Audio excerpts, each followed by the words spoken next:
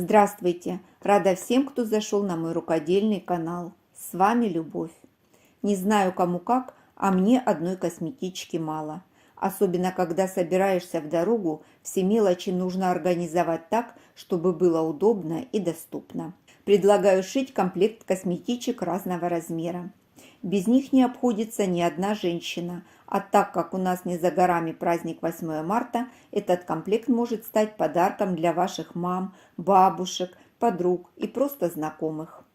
Шить сегодня буду из небольших кусочков ткани, которые остались от предыдущих проектов. Но можно взять просто ткань и подобрать контрастные полоски для обтачки. В качестве уплотнителя буду использовать поролон. У меня мебельный, толщиной 0,5 см. Моя косметичка будет лоскутная, поэтому для начала соберу блок «Летящие гуси». Для него мне понадобится 26 квадратов и 13 прямоугольников. На обратной стороне квадратов разметила диагональ. Беру прямоугольник и накладываю сверху квадрат. Смещаю его к одной из сторон. Размер квадратов у меня 5 на 5 см, прямоугольник 5 на 8,5 см. Фиксирую булавками и по диагонали прокладываю строчку.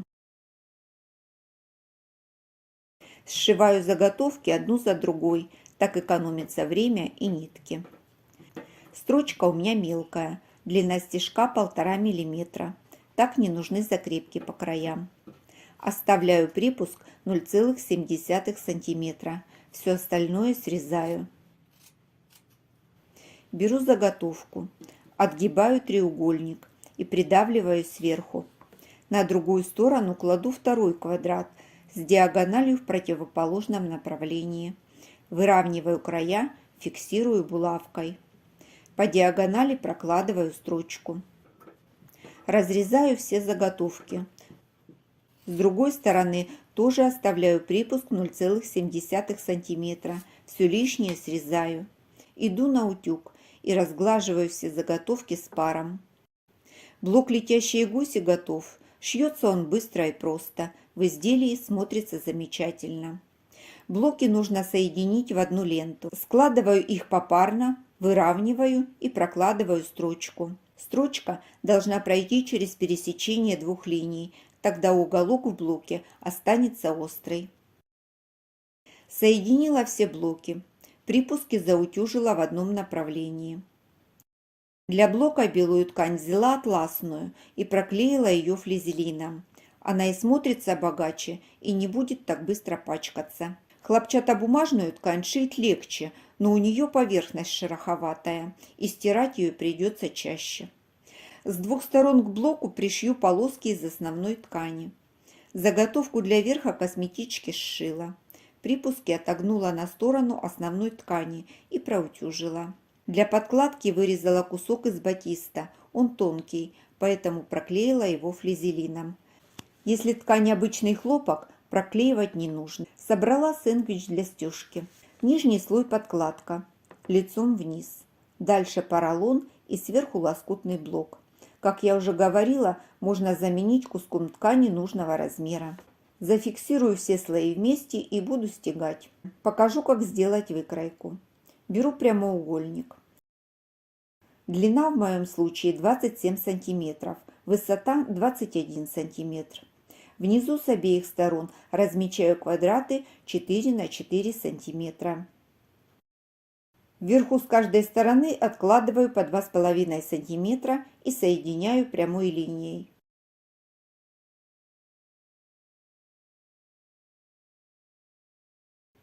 Провожу линии под прямым углом к боковой линии.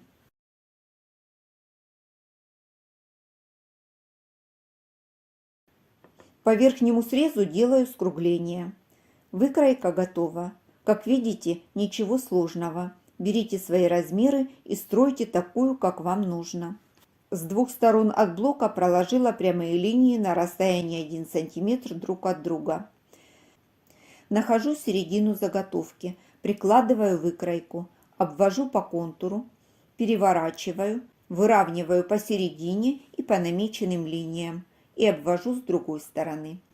По намеченным линиям проложила прямую строчку, чтобы соединить все слои вместе. Вырезаю как можно ближе к строчке. Складываю заготовку пополам. Проверяю размеры. Из атласа вырезала косую бейку шириной 3 см. Буду обрабатывать срезы заготовки. Прикладываю лицом к лицу и пришиваю по контуру. Важный момент. Все припуски должны быть одинакового размера. Если где-то промахнулись, нужно подровнять.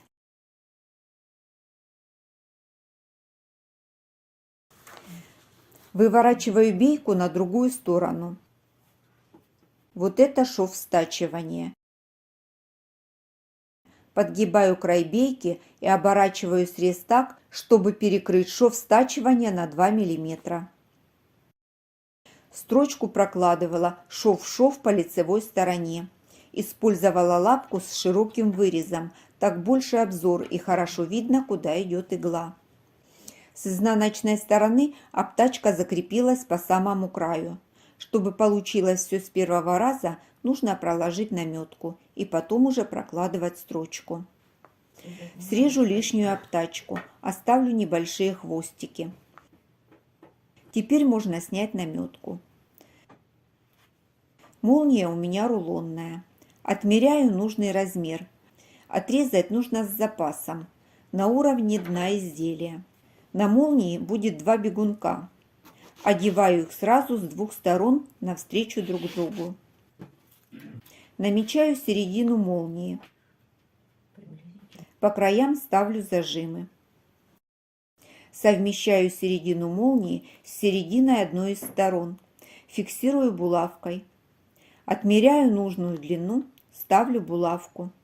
Прикладываю край обтачки впритык к зубчикам молнии и прокладываю строчку по лицевой стороне в шов крепления обтачки. Чтобы удобнее было шить, бегунки сдвинула на одну сторону. Молния вшита красиво, на одинаковом расстоянии. Покажу с обратной стороны. Должно получиться вот так. Край обтачки должен выглядывать. Это значит, обтачка закреплена правильно. Застегиваю молнию. Выравниваю обе стороны. Проверяю, совпадают ли наметки, чтобы не было перекоса. Фиксирую наметки зажимом. И дальше по контуру соединяю молнию с обтачкой. Застегнула молнию по краям.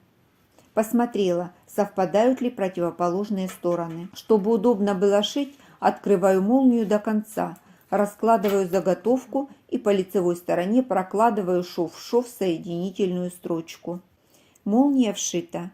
Закрываю до середины бокового среза с обеих сторон и выворачиваю наизнанку.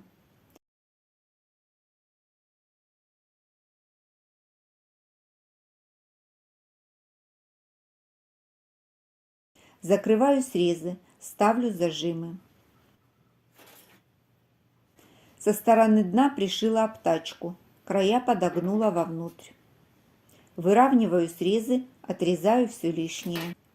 Обтачкой огибаю срез и фиксирую зажимами.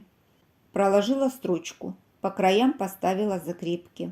Небольшой совет. В процессе пошива заморочьтесь и меняйте цвет ниток по мере необходимости.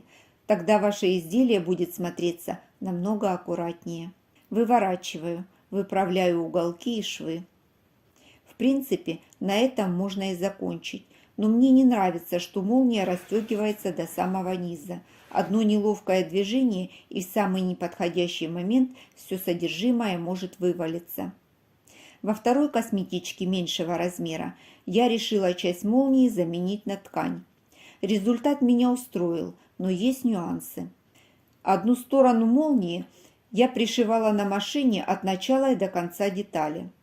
А вот вторую сторону на машине пришила только молнию, ткань пришивала вручную потайным швом, потому что нет возможности подвести ее под лапку. Отверстия на дне недостаточно. Поэтому я решила больше не заморачиваться и пошла простым путем. В большой косметичке я решила поставить на молнию ограничители. Один я уже поставила.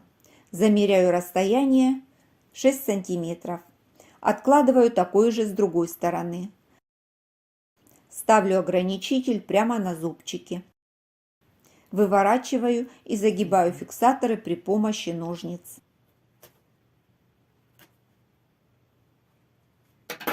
Готово. Быстро и удобно. Теперь из нее точно ничего не вывалится. Размер большой косметички. Длина 25 см, высота 17 см, глубина 9 см. Маленькая косметичка. Длина 18 см, высота 15 см, глубина 8 см.